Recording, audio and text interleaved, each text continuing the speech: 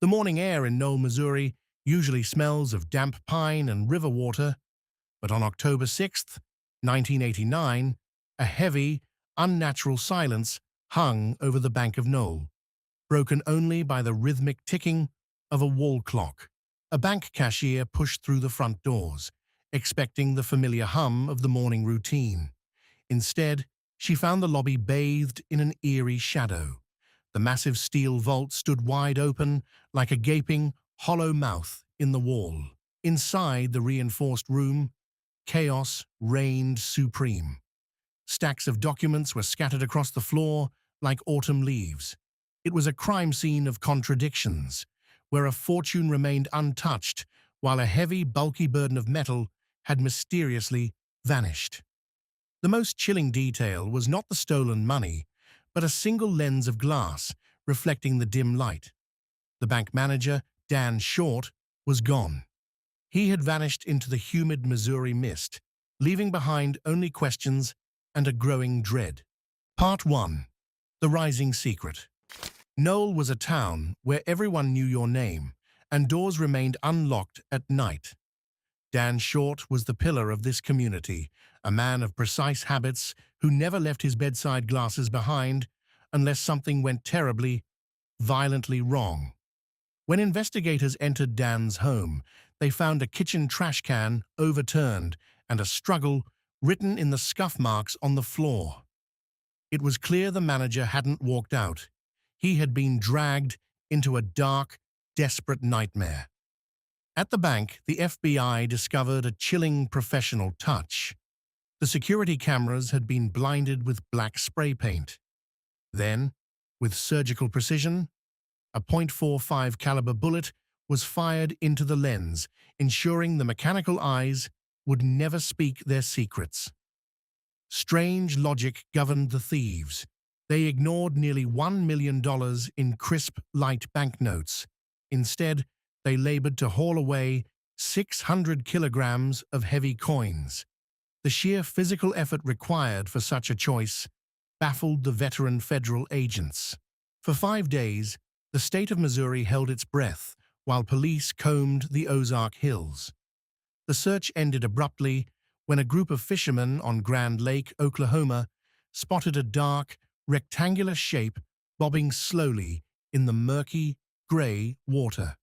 Part 2. The Forensic Thread.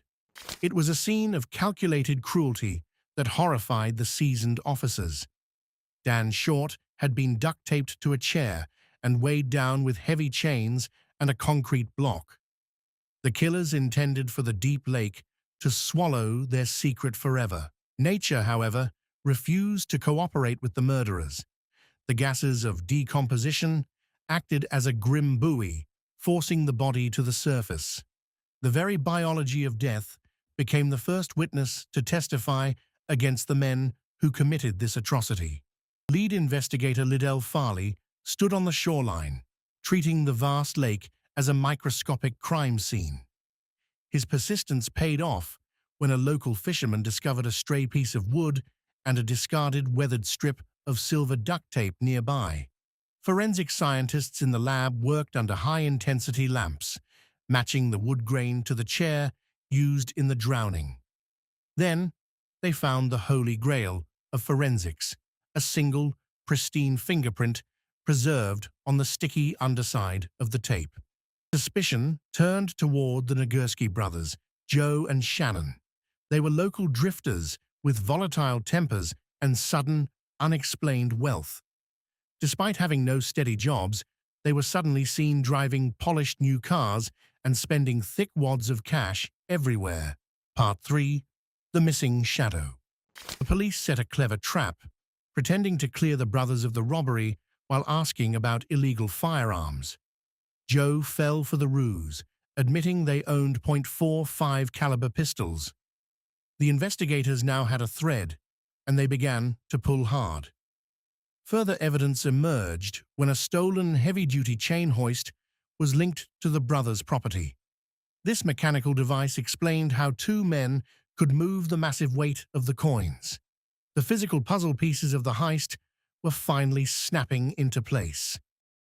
While Joe surrendered his prints, Shannon fled into the shadows of the Missouri backcountry. He became a ghost, hiding from the inevitable. When a court order finally forced his cooperation, the fingerprint from the lake matched his hand with terrifying accuracy. A former associate, Gene Sanders, eventually broke the silence of the criminal brotherhood. He testified that the Nagurskis had planned the kidnapping for weeks. Their goal was simple and heartless: leave no witnesses behind to tell the story of the vault. In 1992, the gavel finally fell in a crowded courtroom. Shannon was sentenced to life without parole for the murder. Joe followed him into the cold steel of the prison system, ending a reign of terror that had haunted the small town. Part 4. Justice resurfaces. Yet the case file remains thick with unanswered questions. Witnesses reported a convoy of 3 vehicles fleeing Noel that night. The physics of the crime suggested a third pair of hands assisted in the heavy lifting and the logistics of death. Many suspect a family member or a close associate provided the final support for the operation. Despite decades of scrutiny, the identity of the third driver remains a shadow. The full truth is buried somewhere in the quiet, rolling hills of Missouri. This heist stands as a monument to the complexity of human greed and the unexpected resilience of justice. It reminds us that even the most carefully planned crimes can be undone by a single fingerprint and the stubborn laws of nature. The Bank of Noel still stands, but the echoes of that October morning never truly faded away. Some secrets are meant to stay submerged, but the lake eventually gives up its dead, and the truth always finds a way to float.